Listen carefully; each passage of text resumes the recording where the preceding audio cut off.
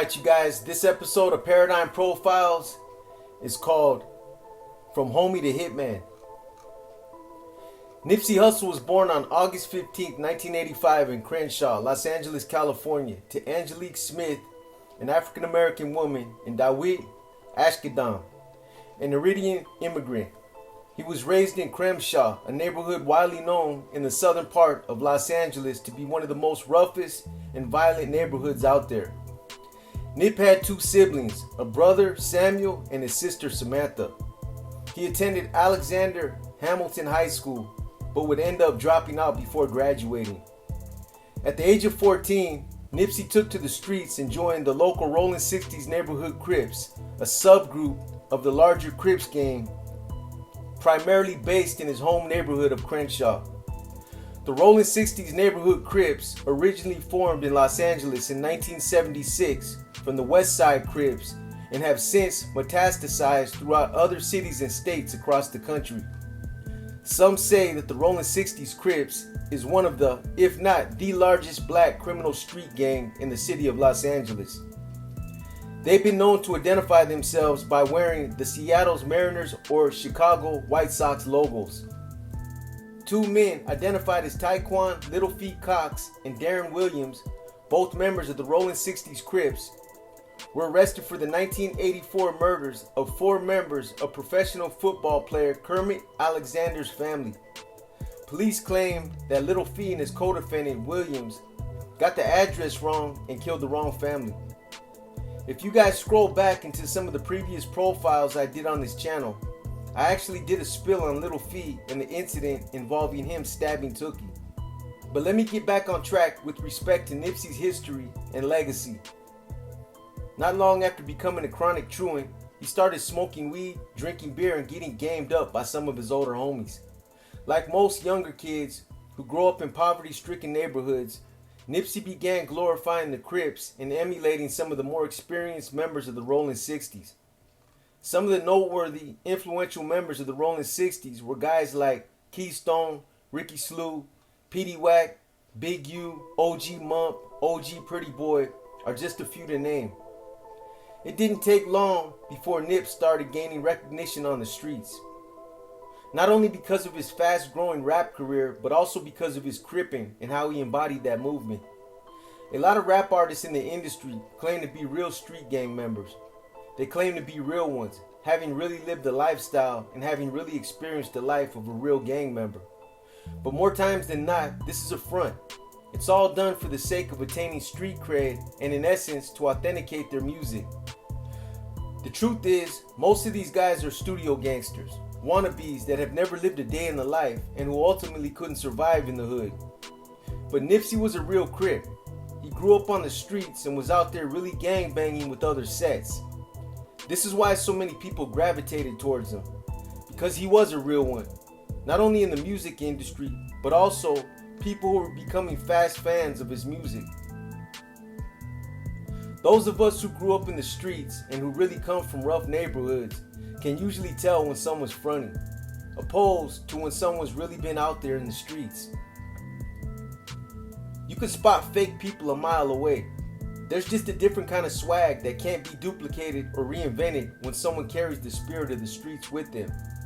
I'm not going to discredit anyone or call anyone out, but when I think of some of the other rappers in the industry whose authenticity has been questioned, I think of people like Dr. Dre, Snoop, The Game, Lil Wayne, YG, etc., etc. Depending on who you ask, some people continue to question rappers like these, while others attest that some of these guys have really been in the streets. Why is it even an issue in the first place? Because the perception seems to be that if you're really a gangster, or if you're really thugged out, then people will gravitate towards you and your music will do better. People like authentic, they like real shit. People look at it like this: when it comes to rap, it's really not about the music, it's about the lyrics. How can you rap about a gangster if you're not a gangster? Or how can you rap about the lifestyle if you've never lived it? You can try to emulate what you've heard about it, and you can try to play that role, but people are going to see through it.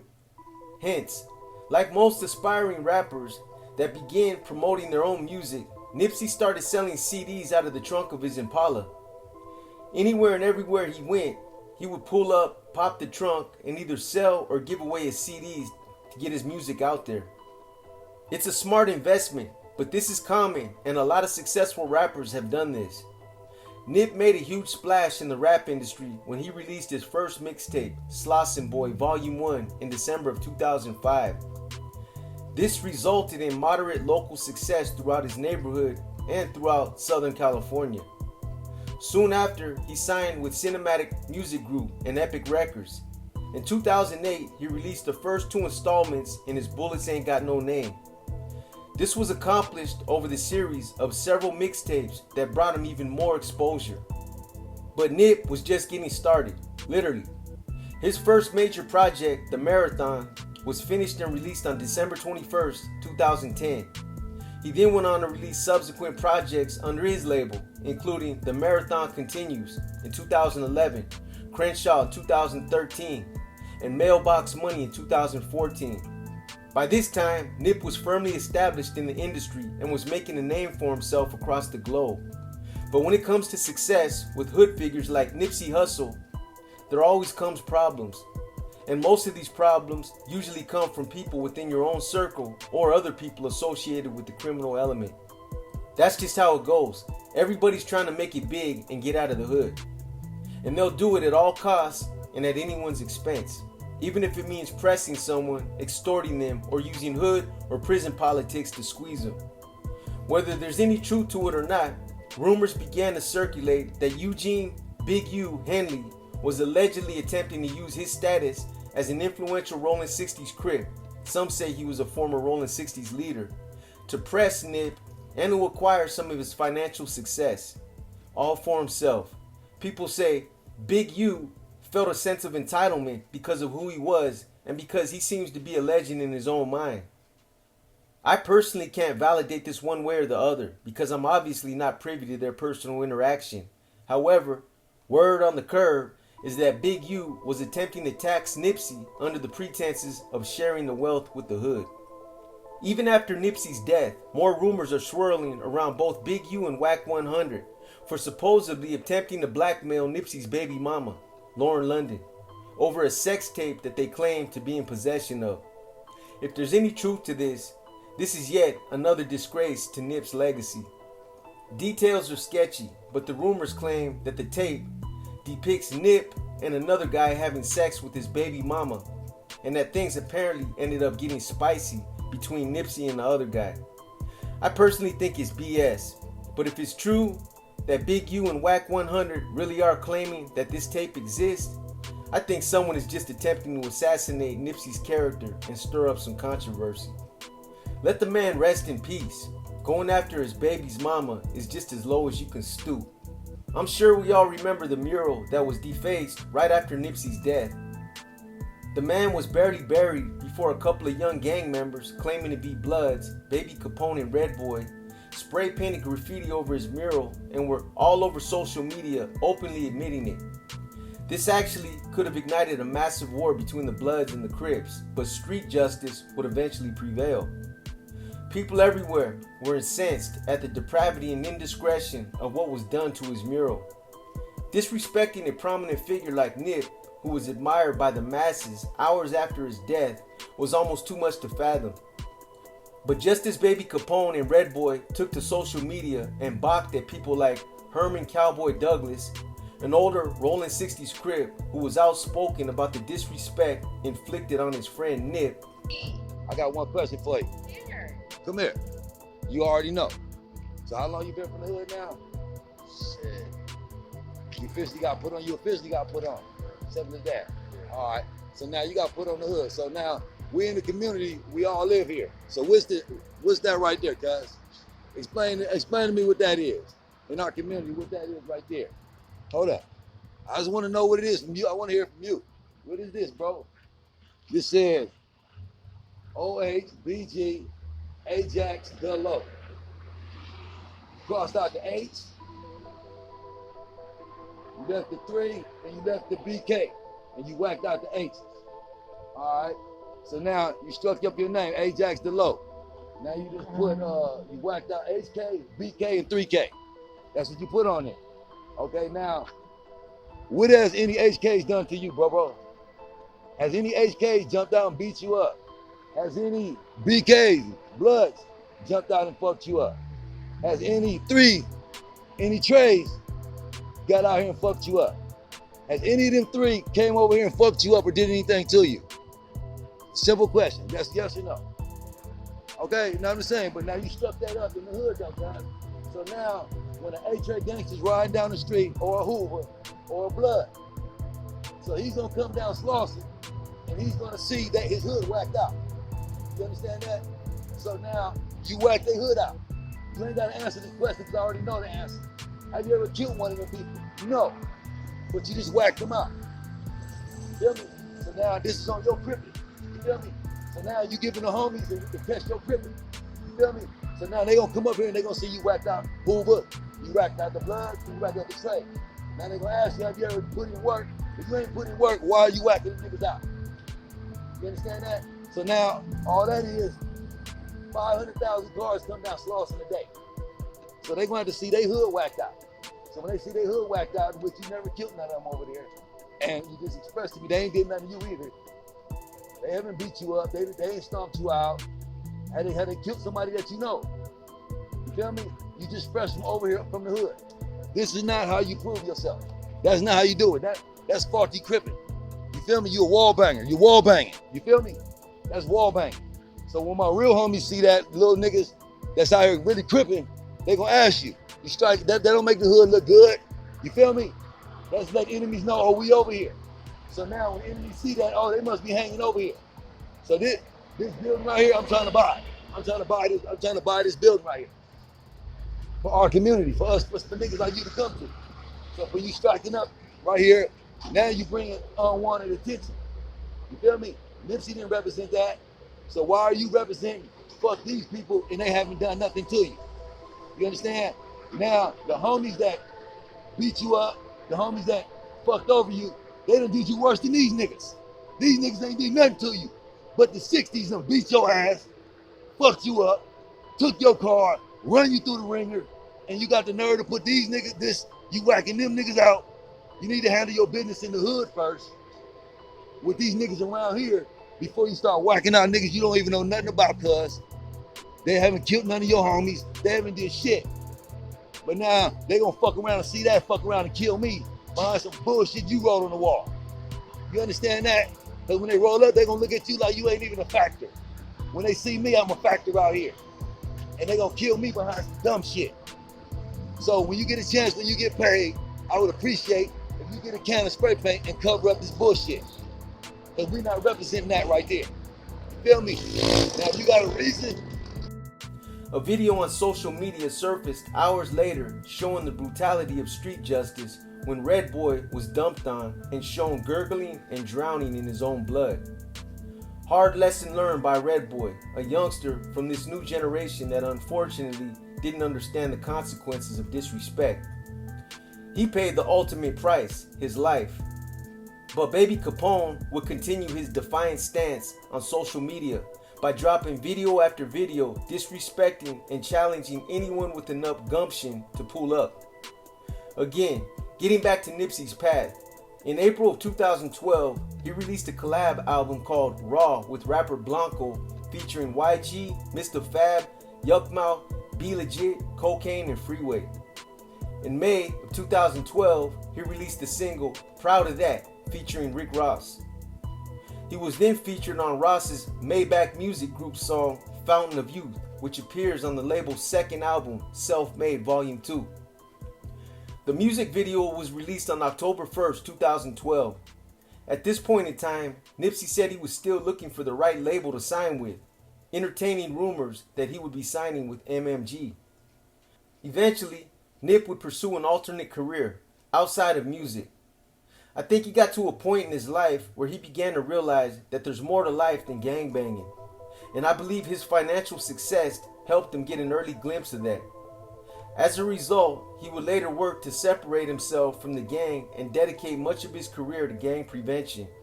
He would later say, "In my section of Crenshaw District in the rolling 60s, None of my peers survived. None of my peers avoided prison. None of them. Everybody got bullet wounds and felonies and strikes. So to make it out, mentally stable and not in prison and not on drugs, that's a win. Nipsey would eventually get his stage name off a play on the name of comedian Nipsey Russell, which started as a nickname given to him by a childhood friend. When he was 19, his father took him and his brother on a trip to Eritrea for 3 months. He would later say the trip inspired him to become a community activist with an entrepreneurial spirit. I bet a lot of people didn't know this, but Nipsey was hustling way before making music. He used to shine shoes when he was 11 for $2.50 to pay for school clothes. He had a goal of 100 shoes a day. Nipsey also experimented with unorthodox sales strategies by selling expensive copies of certain mixtapes despite the songs being distributed for free. He was an ambitious dude. Together with the help of Steve Carless, Karen Civil, and George Panici, Nipsey founded the Marathon Agency in 2013, inspired by his marathon branding. The talent-based brand was designed to attract a diverse set of clients in all stages of their careers. He was selling merch and he was targeting high-level clients. But he also had aspirations for his neighborhood. He heavily invested in the agency to get it started. Nipsey then opened the Marathon clothing store on June 17, 2017. Opening the store in the Crenshaw Commercial District was important to him because he wanted to invest and provide opportunities in his neighborhood of Hyde Park. The Smart Store would give customers access to exclusive music and other content created by rappers through an app. Nipsey would eventually buy the small shopping center where his store was located. He also tried his hand at acting. I'm sure he's seen other former rappers like Ice Cube, Tupac, and others do it and figured that he could do it as well. In 2007, he played a small role in Bone Thugs and Harmony's semi-autobiographical film, I Tried. In 2010, he starred in the film Caged Animal alongside Ving Rhames, Gilly the Kid, and Robert Patrick. In 2015, he was featured in a cameo for the pilot episode of Crazy Ex-Girlfriend, rapping 2 bars in the Sexy Getting Ready song. Besides music, Nipsey's other passion was grassroots activism.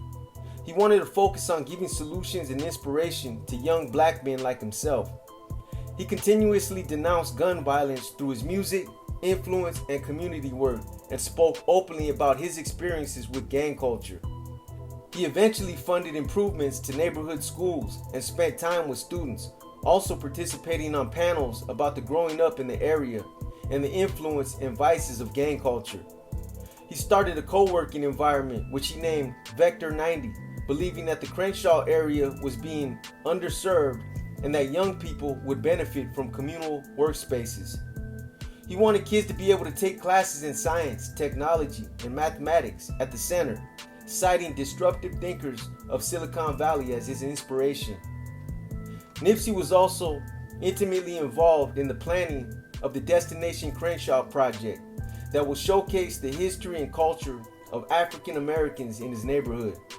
He had contacted officials from the LAPD to arrange a meeting with him and Rock Nation about what they could do to prevent gang violence in South Los Angeles. When he undertook this project, he drew some level of criticism from others in the gang culture as they didn't think it was a good look to be partnering up with law enforcement. But Nipsey didn't care. He pressed forward with his goals. The meeting had been scheduled to take place on April 1st, 2019. But the day before, he was shot and killed on March 31st, 2019. And show you just how large this crowd is. It is getting bigger and bigger as the day goes on. People are walking up across Crenshaw, bringing flowers, balloons, anything they have to pay tribute to this man who, in many, many ways, was an icon in this community. This was not a chance encounter. We don't think that this was a sudden engagement. The individual, we are pursuing a number of investigative leads. We're looking at video evidence. We're looking to identify a vehicle. But no suspect in custody. When I asked LAPD Chief Michael Moore, was this a gang-related shooting? He didn't give a yes or no answer. I think the person who's responsible for this, people involved in this, they know who they are and they're watching this right now. And I'd ask them to surrender and turn themselves in. You think the shooter knew him? I believe so, yes. Chief, why would he be a target, though? Any idea? Our investigation will determine that, whether this was, what drove this senseless act. Directly above the ever-growing memorial where Nipsey Hussle was killed are 3 security cameras pointing directly at the scene. Is this murder captured on video? Is he shooting on video? No more, nothing is out. Thank you, guys. And then he walked away. He wouldn't say yes or no if the 2 other men shot who were next to Hussle were his bodyguards, only that their wounds are not life-threatening. And he did say that the suspect left the scene in a car. This is a freeze frame of security camera video obtained by TMZ, which shows at least 2 people running from the scene. On March 31st, 2019, at around 3:19 p.m., Nipsey was shot at least 10 times in the parking lot of his store, Marathon Clothing, in South Los Angeles. 2 others were wounded in the shooting. Nipsey was pronounced dead at the hospital at 3:55 p.m. He was 33 years old. For some, killing Nipsey was bad enough. Sometimes, in the gang world, politics justify laying down what some would consider a long-time loyal soldier. You live by the sword and you die by the sword. But even a soldier deserves an honorable and respectable death. Some feel like Shitty Cuz might not have afforded Nipsey the respect he deserved by kicking him in the head after he already pumped almost 10 bullets into his body. You don't do that. It's a form of disrespect. Nipsey disrespected him and he paid for it by getting laid down. But the kick to the head might have actually turned what could have possibly been a justified killing in the gang world into a disgraceful act that holds its own set of ominous consequences. Who knows? Only time will tell. Soon after his death, he was buried at Forest Lawn Memorial Park in Southern California. The world was rocked upon hearing the news of his death. I remember when I first heard about it, it was almost the same feeling I felt when my boy Pac was shot and killed. Heartless condolences poured in from rappers, celebrities, and music fans alike. Nipsey's memorial service was held on April 11th at the Staples Center in Los Angeles, with tickets provided free of charge. The 25.5-mile funeral procession wound through the streets of South LA with approximately 21,000 fans in attendance. YG dedicated his 2019 performance at Coachella to his memory. Many mourned him through new art forms. Within a few months, over 50 murals dedicated to the rapper were painted in the city of Los Angeles. These were in addition to others that were dedicated to him while he was still alive. Within 48 hours of Nipsey's murder, another Rolling 60s Crip by the name of Eric Shitty Cuz Holder was arrested for the shooting and killing of Nip. His murder was motivated by certain elements in the gang culture, such as respect, reputation, and what's also known as the G Code. Apparently, Nipsey knew something about Shitty Cuz's past that prompted him to label him as a snitch. In fact, minutes before Nipsey was shot, he apparently told Shitty Cuz that he wasn't welcome in the area and that he knew why, because he was a snitch. Being called a snitch in the gang world is probably the only word that might be more inflammatory than bitch or punk. Those words are called fighting words, but on the streets, they're also killing words if they're directed at someone who's packing heat. Everyone knows that. Even Nipsey, growing up in the hood with all his street knowledge, surely had to know this himself. And I'll just say this, as sympathetic and as compassionate as the majority of people might be, Nipsey himself committed a cardinal misstep when he disrespected Shitty Cuz. If you're gonna use words like that and disrespect a fellow gang member, then you gotta be prepared and ready to deal with the reaction. Some might even go as far as saying that he brought it on himself by calling another man out of his name, and that those are the ensuing consequences that you set yourself up for. Either way, no matter how you look at it, that one brief interaction that transpired on March 31st, 2019 destroyed the lives of 2 young black men and left both of their families grieving. For Nipsey and his family, there is no recourse. There ain't no coming back from death, and it's an irreversible consequence that they're unfortunately forced to endure. For Shitty Cuz and his family, some would say that life in prison is equivalent to a death sentence. That spending years submerged in perpetual misery is a deplorable environment to spend the rest of your life in. But one can't overlook the fact that his family still retains the luxury of visiting him and possibly physically embracing him. Either way, their lives collided on that fateful day, and changed everything, not only in their lives, but also in the lives of all those who love Nip. On July 6, 2022, an impaneled jury found Eric Shitty Cuz Holder guilty of the shooting and killing death of Ramias Nipsey Hussle Ashtagam. Halfway through his trial, he learned how tough his future path is going to be after he was packed out and assaulted by 3 reputed gang members who were loyal to their fallen comrade. Was this effectuated because he killed a homeboy who they felt didn't deserve it? Or was that just a small measure of the DP that awaits him? Only time will tell. I'm sure there's a lot of questions surrounding Shitty Cuz as he awaits sentencing at the LA County Jail. As far as I know, he's not PC'd up and he's not in bad standings with the Rolling 60s Crips. However, I could be wrong. When he was packed out in the county jail, there wasn't a weapon used. He was just bombed on and stomped out until multiple LA sheriff's deputies were able to break it up. Was that by design, or was that the way it was supposed to be? I guess this is a question that we'll all find out when he hits the penitentiary. One thing I can't say about Nipsey is that he had incredible vision. He accomplished so much in a small amount of time, despite the obstacles and the pushback that people were throwing at him. And regardless of what people thought about him partnering up and working with law enforcement, he obviously saw it as a small obstacle to achieve his purpose in helping at-risk youth and his community. In the meantime, people are still reeling over the loss of Nipsey Hussle. What a waste of raw talent. The ifs, the maybes, the could-haves will never be answered. It's been almost a quarter century since we lost Tupac and Biggie. These were hard losses. Yet another up-and-coming rapper, activist, and actor such as Nipsey loses his life in almost the same way, through senseless acts of violence that were associated with the gangster lifestyle. I hope some of you youngsters are paying attention. I hope some of you are at least smart enough to see the common denominator here. That life is precious, no matter who you are, no matter how famous and wealthy you are. That at any given moment, whether it's motivated by envy, greed, disrespect, or the G code, it can all be taken away and you can lose it in a matter of seconds. I hope you guys have enjoyed this episode of Paradigm Profiles. As you can see, the channel is finally putting some of the ideas I told you guys about to fruition. This is the first episode, but as we fine-tune some of our editing, the video quality and the transitions will get better. As always, we want to extend our gratitude and appreciation to you, the viewers, for continuing to support us and for just helping this channel become what it has. We're trying to get away from being one-dimensional, and I've got a lot of ideas for the channel, so we're going to be dropping an array of different types of content.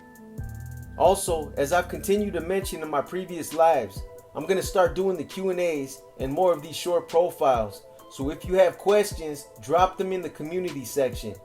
For all those of you who are new to the channel and who have just subbed, this is a drama-free platform. We stay out of the BS here on PMN. So no need to worry about the gossip, drama, backbiting, or all that other negativity that seems to be spreading across YouTube.